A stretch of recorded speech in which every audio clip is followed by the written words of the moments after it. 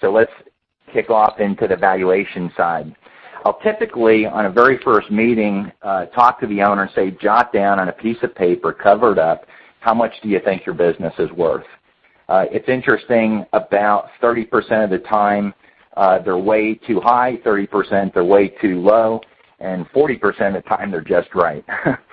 But a real driver for us is answer this question: how predictable and reliable is your cash flow? The more predictable, the more reliable, the more someone's going to pay for that business. And then we'll look at things that will either support being more predictable and reliable or ding your ability to be more predictable and reliable. We look at the overall business model of that company. Is it really asset intensive? Are there a lot of things that a senior lender could provide financing for that may allow additional leverage on the business and support a more premium valuation? Or is it what we call a big airball, where there's a lot of goodwill that is coming along, and just in getting a transaction financed, it may be a little more difficult to get a premium valuation on something like that. We also say, I'm in Charlotte, North Carolina, and say, let's say I went to South Carolina, I found the exact same business as your business that you have, except it's called something else and it's got a different owner. How much would you pay for your business? You be the buyer in this process. Nobody knows more about your business than you. You know where you're susceptible. You know where you're strong. You make the case, being the buyer, as to how much you would pay for it. And then lastly, recognize that many different businesses, depending on their industry, depending on their business model, they have different ranges. Sometimes they're in favor, sometimes they're out of favor. I think of anything that's related to home construction, whether you're a manufacturer of shingles, whether you are an HVAC contracting company or HVAC parts company. Right now, those companies have very soft valuations. On the opposite side of the spectrum, I think of for-profit online education businesses. Very, very high valuations and multiples right now. Manufacturing, I can have a business doing $10 million in revenue, $2 million in EBITDA, and in the exact same manufacturing category. Maybe they're manufacturing automotive parts, but one of those businesses will sell for 4 times multiple, another one can sell for 6 or 7 times multiple, depending on the unique facets of that own business. What are the value drivers? We talked a little bit about predictable, reliable cash flow, and the strongest attribute of that is recurring revenue. If you have a product or a service that's consumable or subscription-based, I think of any kind of food manufacturing, food distribution, or software as a service business, where every single month someone's paying you recurring revenue. You generate strong cash flow, and you have low CapEx. A buyer is going to want to look at what your cash flow is after a regular, reliable amount of capital expenses to maintain your business. If I looked at past trends, are you showing consistent year-over-year growth? And actually giving you some credit, let's say in the 2008-2009 period, did you go flat or maybe down 5%? We're getting still positive responses on those kinds of operations, but you're showing that this is a good, steady business.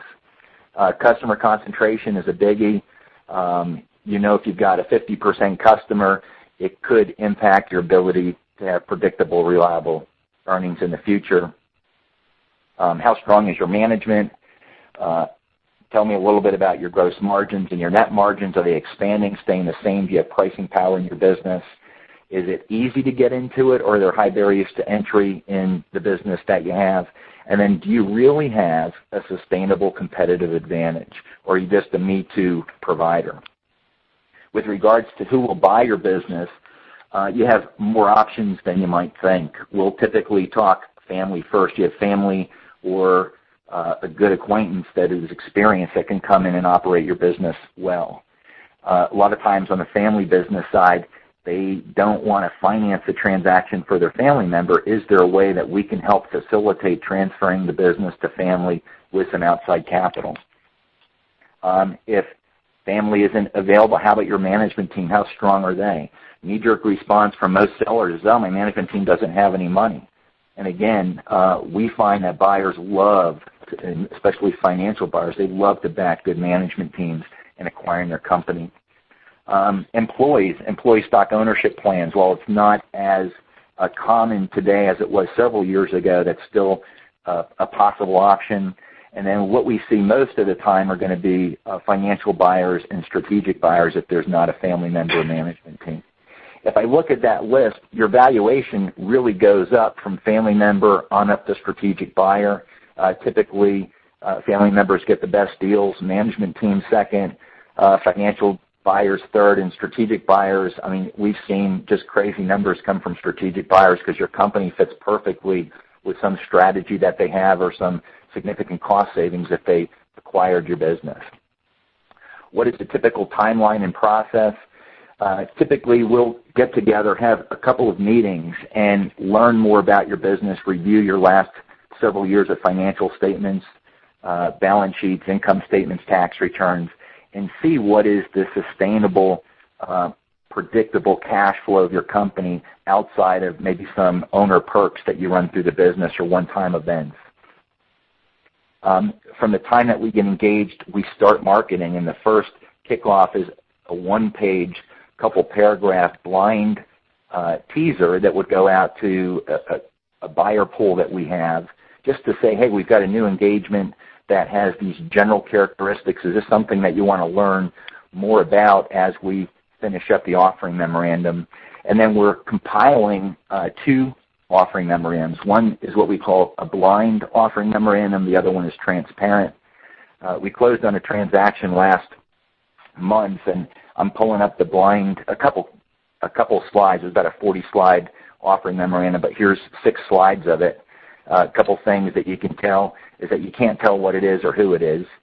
This was a value-added import distribution business and had a management buyout characteristic that we put in there. You'll see a quick executive summary that covers why it's unique, why is the owner selling the company, what are trends in the industry, what can we profile about the managers. We had 3 guys that wanted to own 25% of the company. They ended up with 27% in the end.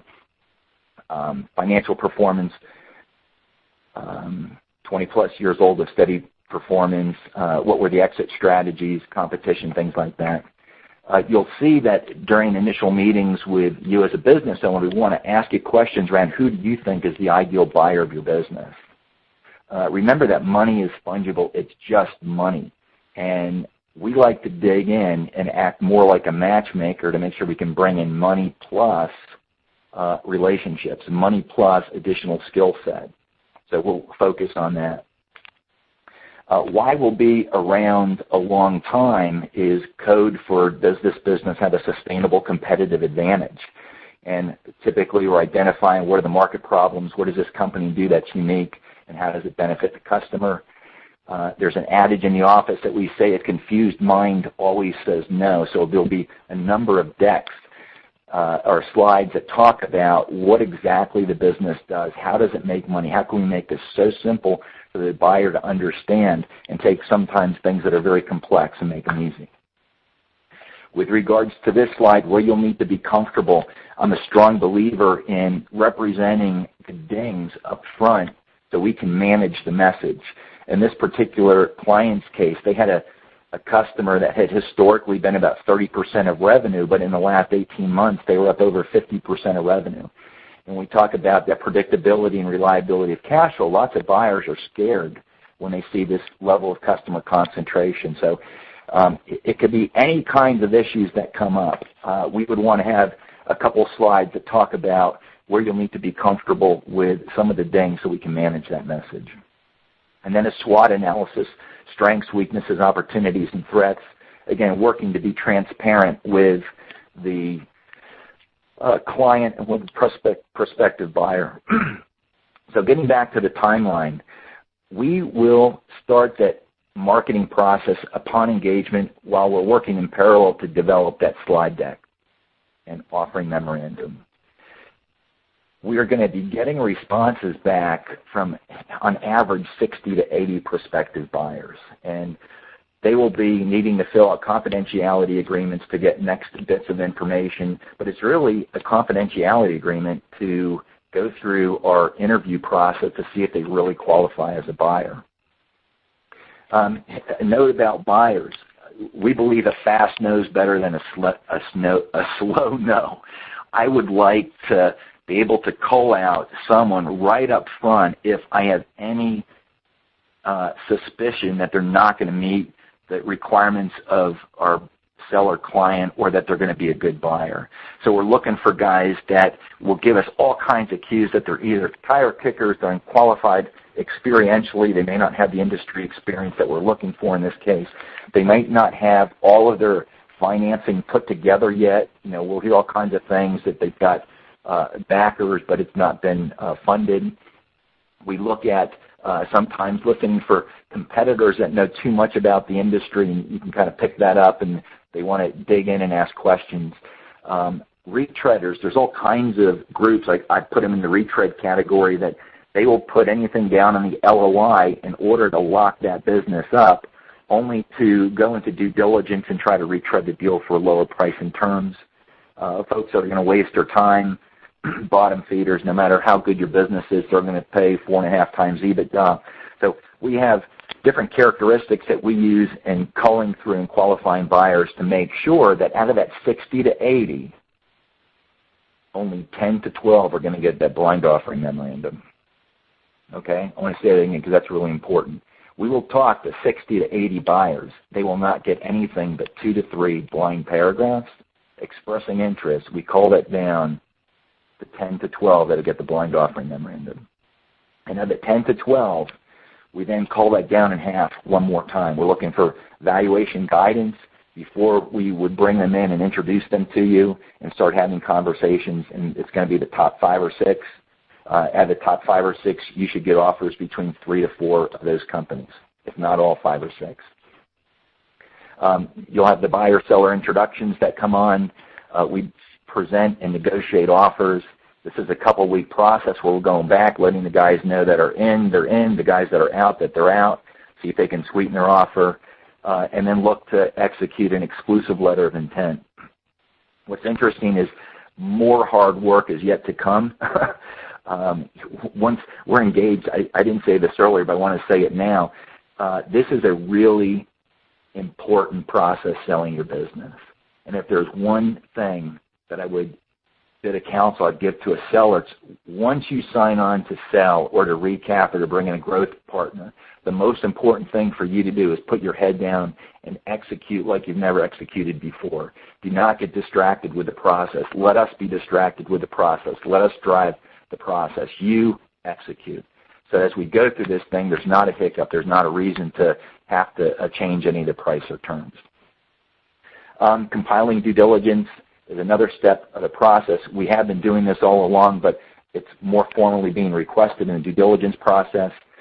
Your intermediary should have secure deal room access so that they can manage information flow, and that's something that completely gets taken out of your hands. We use a service that does watermarking as well. It allows us to see who and when different advisors to the buyer. It could be their accountant, their attorney, their third-party appraisal company, their consultant. They will need to see different bits of due diligence information. We can check that out with watermarks. So the advisors are doing that. And then once you get the first couple weeks of due diligence out there, the attorneys are off and running on preparing about 6 to 12 inches worth of legal documents that need to be done. If I looked at what do we do to maximize value, in a nutshell, it really is marketing blind and marketing broad. So how big of a net can I cast to get the biggest pool of prospective buyers?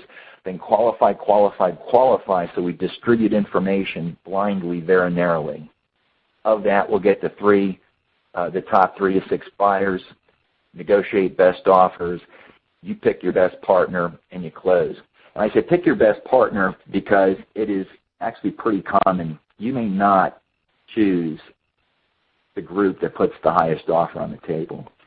Invariably, we see that 1 or 2 groups just have a lot more soft skills. They're better relationally or personality fit with the seller. They've got a better demeanor, that the seller knows that this particular group is going to do a much better job with my company, and I really want to sell to them. We had an education company a couple of years ago, and we had four offers came in. One was for less than full price, one was at full price, and two were above full price.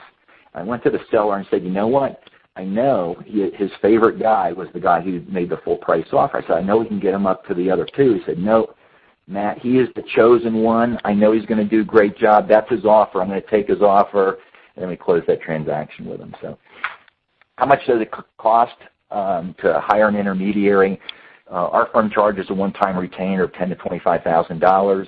Usually the cutoff, if your business has an enterprise value of about $10 million or less, it's a flat $10,000. If it's over $10,000, we'll scale it up a little bit from there. And then a fee proposal on the back end tied to successfully selling your company. It could be tied to a multiple that we get for your business. It could be tied to the total sales price. But in essence, it's somewhere between, you can expect to pay somewhere between 3.5% and 10% of the purchase price.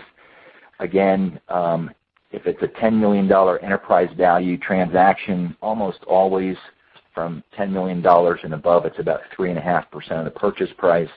And if it's less than $10 million, it'll scale back to where the smaller businesses are about 10% of the purchase price.